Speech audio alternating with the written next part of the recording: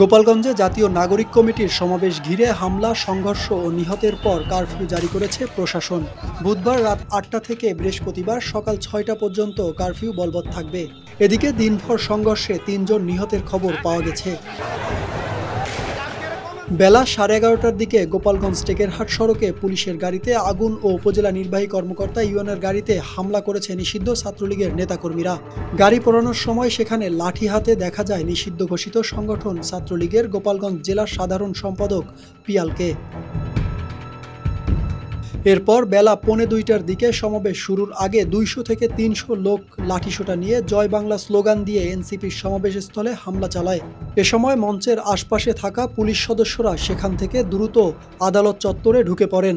একই সময় মঞ্চে ও মঞ্চের আশপাশে থাকা এনসিপির নেতাকর্মীরাও সরে যান। এনসিপি নেতাকর্মীদের অভিযোগ, হামলাকারীরা সবাই আওয়ামী লীগের কর্মী সমর্থক। এক পর্যায়ে এনসিপি নেতাকর্মী ও পুলিশ এক হয়ে ধাওয়া দিলে হামলাকারীরা পালিয়ে যান। এরপর 2টার দিকে সমাবেশস্থলে পৌঁছান এনসিপির আহ্বায়ক নাহিদ ইসলাম, সদস্য সচিব আক্তার হোসেন, মুখ্য সংগঠক দক্ষিণ অঞ্চল হাসনাত আবদুল্লাহ, মুখ্য সংগঠক উত্তর অঞ্চল সার্জিস আলম সহ কেন্দ্রীয় নেতারা। তাদের উপস্থিত হতে সেখানে সমাবেশ করে এনসিপি।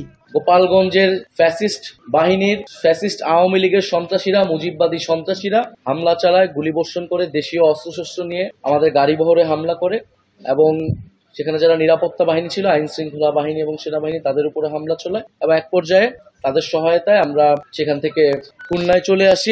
সমাবেশ শেষ হওয়ার সঙ্গে সঙ্গেই আওয়ামী লীগের লোকজন লাঠিসোঁটা নিয়ে এনসিপি নেতাকর্মীদের ঘিরে হামলা চালান।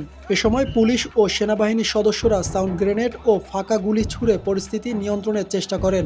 এনসিপি নেতাকর্মীরা সেনাবাহিনীর সাজোয়া যানে করে ঘটনাস্থল ছেড়ে যান। পরে খুলনায় সংবাদ সম্মেলনে কথা বলেন এনসিপি নেতৃবৃন্দ।